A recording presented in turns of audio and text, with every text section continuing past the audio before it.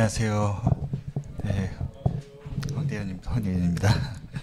건강하시고 또 마음의 평화가 함께 하시길 바랍니다. 오늘 성서종과 본문을 골랐습니다. 제가 고른 본문이 아니라 그러니까 성서종과 일정에 따라서 나와 있는 본문을 선택을 해서 말씀 증거로 좀 준비를 해왔습니다. 시편 62편 교동문에서 보신 시편 62편과 요나서, 고린도전서 그리고 마가복음서입니다. 매일 성경 읽기를 통해서 익숙하게 접하고 계시겠지만 이게 통상적인 성서정과 구성과 같습니다. 시편이 하나 들어가 있고 구약 말씀 하나, 신약의 말씀 하나, 그리고 복음서 이렇게 구성이 되어 있습니다. 이것이 1년 365일 항상 똑같지는 않은데 주로 이렇게 네 가지 요소로 구성이 되어 있습니다. 가끔 이 본문들이 왜 하루의 성서정과 일정에 한꺼번에 다 묶여 있을까라는 의문이 드는 날도 간혹 있습니다. 매일 성경 쓰는 걸 하다 보니까 이날은 조금 내용이 약간 서로 안 맞는다라는 느낌이 있는 날도 있더라고요. 그런 경우도 간혹 있는데 제가 오늘 말씀 증거자로 배정이 되고 성서정과 본문을 보니까 다행히 익숙하게 비슷하게 또 연결점이 보이도록 짜여져 있는 것 같아서 한편으로 다행이었다라는 느낌을 받았고요.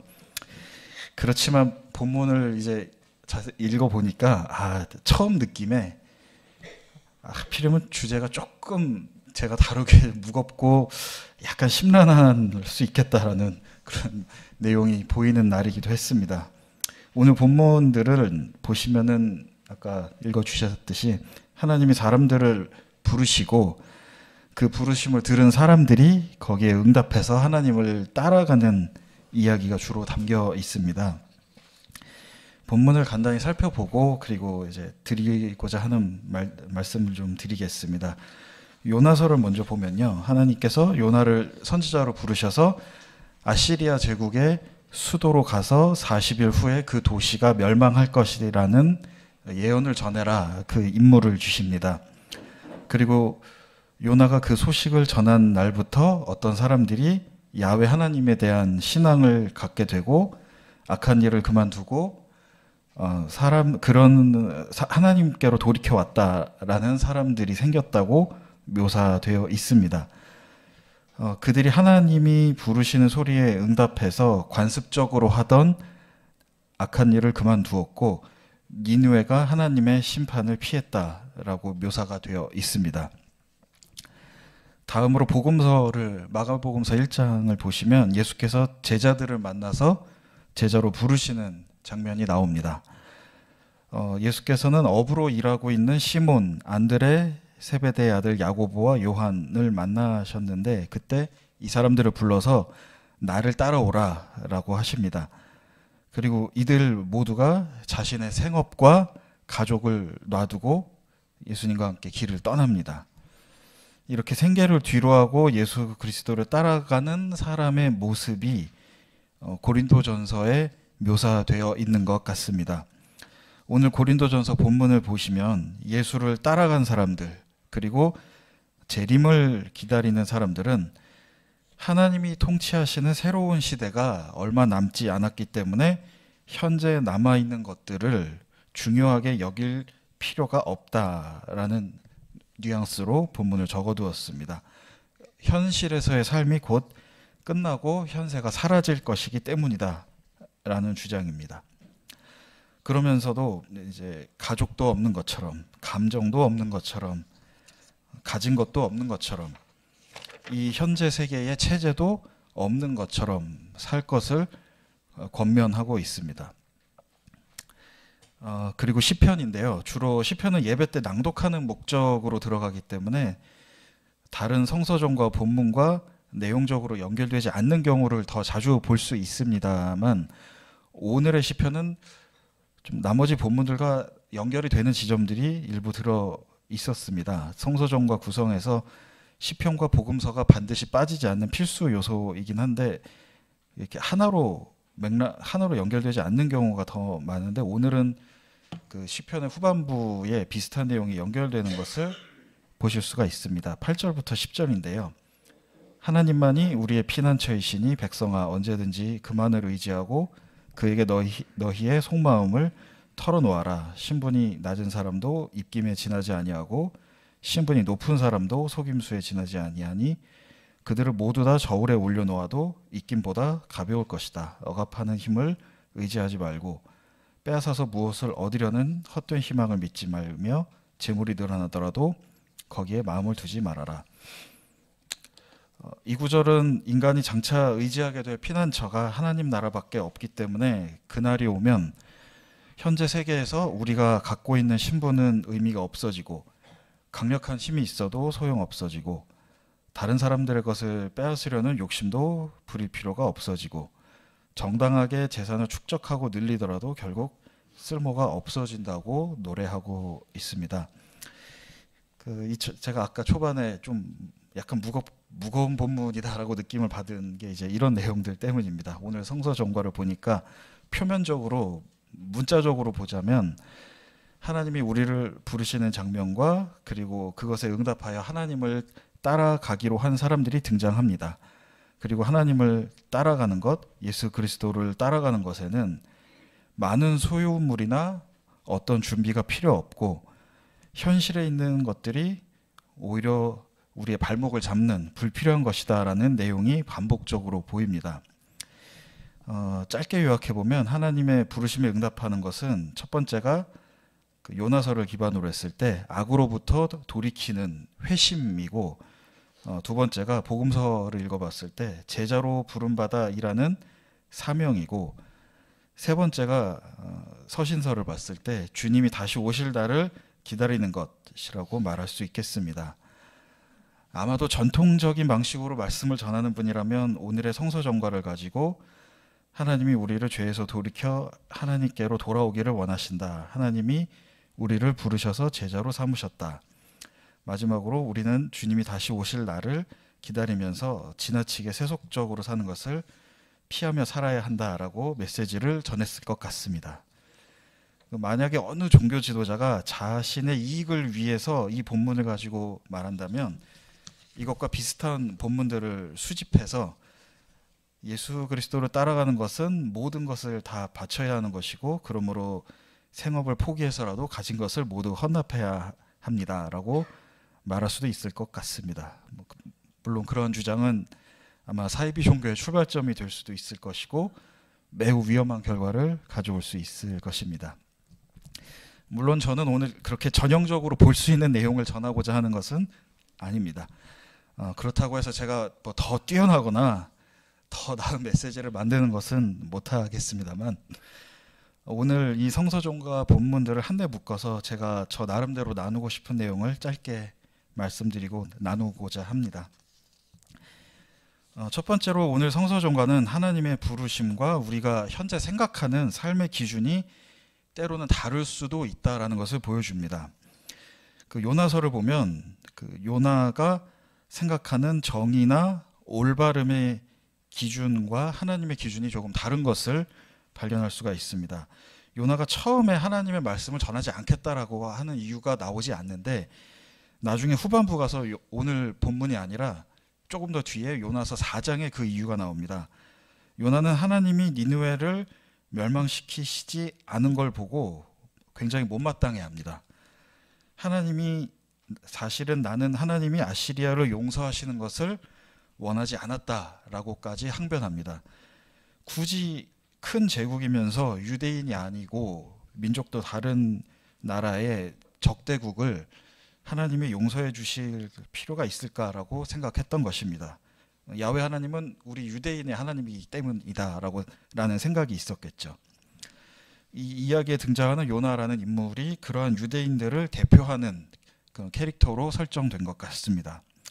그런데 여기서 하나님께서 요나에게 대답하시길 수많은 사람들이 살고 있는 그 성을 내가 어떻게 아끼지 않을 수 있겠느냐라고 답하십니다. 그러면서 이 답변은 끝으로 요나서가 끝납니다. 요나서 이 구절은 야훼 하나님이 유대인에 한정해서 은혜와 자비를 베푸신다라는 관념에 정면으로 도전합니다. 그들만이 구원을 얻을 수 있다는 생각을 반박하는 대표적인 말씀입니다. 어떤 인종이나 어떤 민족에 따라 야훼 하나님이 구원을 주시는 것이 아니라는 서사를 담고 있습니다. 오늘 이 본문이 어떤 명확한 정의의 기준이나 올바름의 기준을 이야기하고 있지는 않습니다. 다만 우리가 이 이야기는 우리가 생각할 수 있는 것보다 더 큰 하나님의 정의가 있을 수 있다는 점을 말해주고 있습니다. 우리가 우리의 시대에 갇혀서 아직 발견하지 못한 가치가 나중에 발견될 수도 있습니다. 한 가지 예를 들어서 동물권 개념을 생각해 볼 수 있을 것 같습니다. 과거에는 우리가 애완동물이라고 부르던 명칭이 지금은 반려동물이라는 명칭으로 바뀌었고, 동물에게도 동등한 생명의 권리가 있다는 생각이 많이 확산된 상태입니다. 제가 어릴 때만 해도 교회에서는 하나님 나라에 동물은 없다라고 생각하시고 그렇게 말씀하시는 어른들을 쉽게 볼 수 있었습니다. 하지만 지금은 반려동물에게 축복 기도를 해주고 그들도 하나님 나라의 일원이라고 선언하는 그런 목사님들이 있는 것도 별로 어색하지 않은 일이 되었습니다. 이처럼 오늘 이처럼 오늘 성서정과는 우리가 믿고 있는 현재 가치가 항상 옳은 것만은 아니고 지금 우리가 생각하는 것보다 더 나은 미래 가치가 있을 수 있다는 점을 말해줍니다. 저는 그 미래 가치가 더 포용적이고 더 개방적이어서 하나님이 요나에게 들려주신 것처럼 더 열린 하나님의 마음을 잘 드러내는 것이기를 기원합니다. 두 번째로 말씀드리고 싶은 것은 오늘 성서정과가 하나님의 부르심이 누구에게나 평등하게 열려 있다는 점을 보여준다는 것입니다. 방금 요나서에서 말씀드린 것 같이 하나님의 부르심은 특정 민족이나 인종에 국한된 것이 아니라 그에 상관없이 주어진다라고 말씀드렸는데, 복음서의 경우에도 그것과 비슷합니다. 제자들에게도 예수께서 말씀하실 때 무언가 물어보거나 조건을 붙이시는 게 아니라 그냥 나를 따라오라 라고 하시는 것을 볼 수 있습니다. 제자들이 예수님께 자신들이 잘하는 특기를 뭔가 자랑한 것도 아니고 예수님을 통해 어떤 꿈을 이루어보겠다라고 면접을 본 것도 아니었습니다. 그냥 평소처럼 일을 하고 있었는데 자신들의 생업을 하고 있을 때 별다른 이유도 모른 채 갑자기 만난 예수께서 따라오라고 제자로 선택을 받았습니다. 제자로 선택받기 위해서 어떤 커리어를 요구받은 것도 아니고 높은 스펙을 요구받은 것도 없었습니다. 검증을 받은 것도 아니었습니다. 예수께서는 하나님의 제자가 되는 길이 우리에게 누구에게나 열려 있다. 누구나 하나님의 일을 할 수 있다라는 것을 보여주신 것 같습니다. 오늘 서신서에 나와 있는 말씀, 또 시편에 나와 있는 말씀도 같은 맥락에서 이해해 볼 수 있을 것 같습니다. 본문을 보면 이것저것 버려라, 이것저것 필요 없다라고 언급되어 있지만 이것을 반대로 생각해 보면 맥락이 조금 다르게 읽힐 수도 있습니다. 우리가 현실에서 갖고 있는 여러 조건들이나 무거운 짐들이 하나님 나라에 들어갈 때는 사실 별로 필요 없는 것이다 라고 생각할 수 있는 것이죠. 하나님 나라에 들어가기 위해서 우리가 대가를 지불할 필요도 없고 조건을 충족시킬 필요도 없고 그저 하나님 나라가 도래하여 새로운 세계가 이루어질 때 누구나 평등하게 그 세계를 누릴 수 있다라는 것으로 받아들일 수 있다는 것입니다.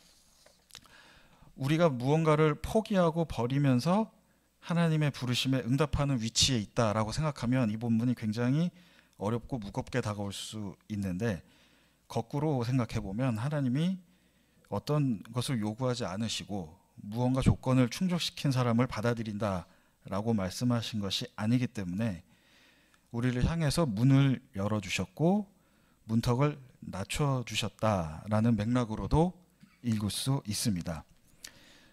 이 말씀을 통해서 우리의 미래가 더 평등하게 나아가는 방향으로 변화하기를 저는 그렇게 소망합니다. 그 평등이 하나님의 자비와 은혜와 같은 맥락에 있음을 또 많은 사람들이 알게 되기를 기원합니다.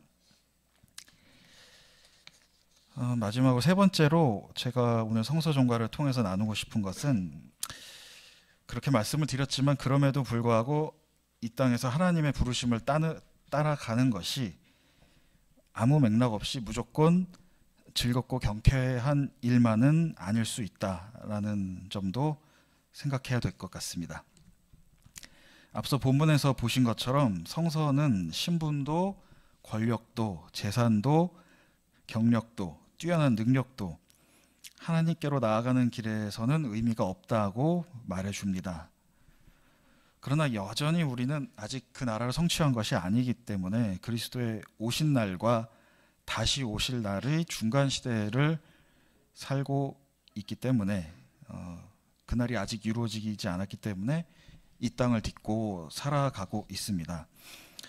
성서에 나와 있는 이야기들, 서사 대부분이 하나님의 부르심과 우리의 응답이라는 관계를 보여주고 있습니다. 하나님은 일할 사람을 찾으시고 하나님의 말씀을 전해줄 사람을 찾으시는 모습으로 등장합니다.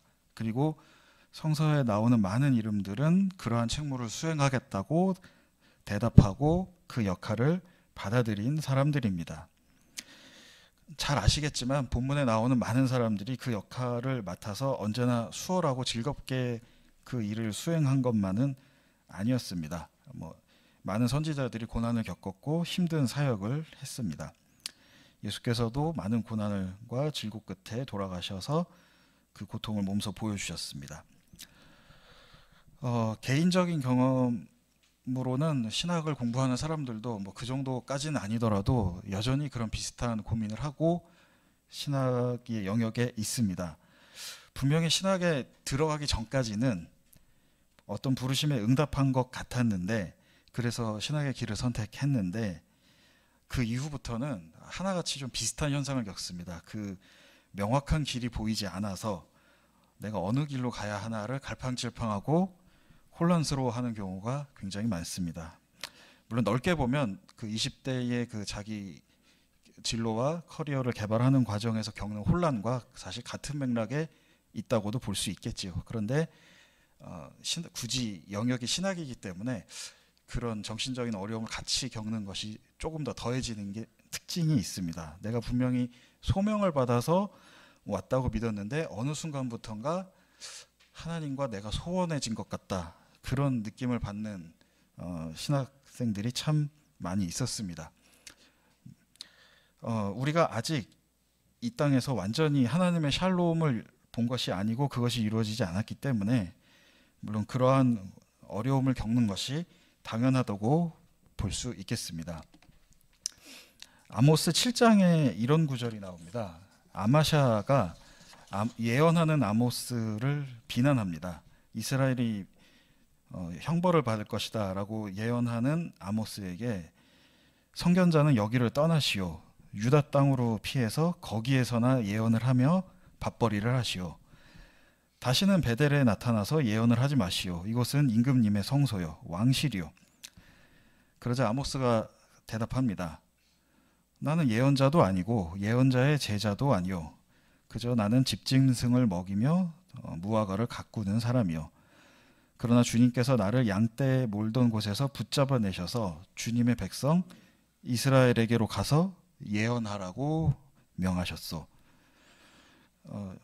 이 구절은 보셔서 아시겠지만 내가 특별히 더 뛰어난 사람, 내가 어떤 하늘에 속한 사람도 아닌데 그저 이 땅에서 가축을 기르고 과일을 가꾸는 사람일 뿐인데 하나님이 불러서 하나님께서 나를 선택하셔서 굉장히 힘들게 어렵게 내 고국이 멸망할 것이다 라는 이 하기 싫은 일을 하고 있는 중이다 라는 것을 보여주고 있습니다. 이것이 전형적으로 이 땅을 살고 있지만 우리의 마음이 하나님 나라에 있다는 그 모순된 삶을 힘겹게 살아가고 있는 것을 잘 보여주는 사례인 것 같습니다. 제가 오늘 말씀 증거의 제목을 가볍게 걸어갈 수 있을까라고 물음표로 끝낸 이유가 여기에 있습니다. 아직 우리가 완전히 모든 것이 이루어진 하나님 나라를 평화롭게 사는 것이 아니기 때문에 우리가 하늘을 이고 살면서도 이 땅을 딛고 살아야 하는 사람들이기 때문에 여전히 어려움이 많은 가운데 그리스도인으로 예수 따르미로 사는 것을 체감하면서 살고 있습니다. 그래서 제가 과감하게 아주 과격하게 예수 그리스도를 따르는 삶이나 하나님의 부르심 그리고 우리의 응답 이런 제목을 처음에 할까 하다가 저 자신조차도 이런 혼돈과 헤매임 속에서 신학을 하고 여기까지 온 사람인데 그러한 선언은 차마 할 수가 없다 해서 물음표로 오늘 제목을 마쳤습니다. 그리고 오늘 찬송가도 거기에 맞게 뽑았습니다. 오늘 찬송가를 보시면 하나님이 부르셨는데 믿는 사람들이여 어찌하시겠습니까? 라는 질문으로 찬송가가 끝납니다. 어떤 싸우고 나가서 승리하고 하나님의 뜻을 전하고자 하는 그 당당함보다는 믿는 자여 어이할꼬라는 물음으로 끝나는 찬송가를 선택했습니다. 마지막으로 그런 신학의 죄송합니다. 갑자기 목이 막혔네요. 그런 신학의 과정에 있었던 20대 시절에 그나마 신학하는 저희를 위안해 주었던 스토리 하나를 같이 나누면서 오늘 말씀을 마치겠습니다. 열왕기상을 보면은 열왕기상 19장에 엘리야가 큰 승리를 거둔 것이 나옵니다. 아합의 선지자 450명과 자기 혼자서 싸움이 붙어서 450명의 선지자는 응답을 받지 못했고 엘리야만이 하나님께 응답을 받아서 제단에 불이 붙는 장면이 나옵니다. 아합 왕이 거기서 절망하고 패배하는 모습이 나오고 이세벨은 분노해서 가서 엘리야의 목을 가져와라 라고 합니다. 그래서 엘리야가 사막으로 도망쳐서 숨어 있다가 하나님의 말씀을 받는데 하나님께서 그때 이스라엘에 아직 7,000명이 남아있다. 그들이 아직 아합의 바알에 무릎을 꿇지 않은 아직 우상을 숭배하지 않은 너와 같이 할 동료들이고 너와 함께 할 사람들이다 라고 합니다. 저는 교회 공동체가 이러한 공동체이면 좋겠습니다. 서로가 어렵고 힘든 가운데 그리스도의 사역을 함께 하는 가운데 있지만 그 현실이 결코 녹록지 않은 가운데서 하나님이 남겨준 우리의 동료들, 친구들, 함께 걷는 동행자들 이런 사람들이면 좋겠습니다. 이 말씀을 통해서 제가 위로를 받았던 20대 짧은 시절을 잠깐 말씀드렸습니다. 짧게 기도드리면서 오늘 말씀을 마치겠습니다.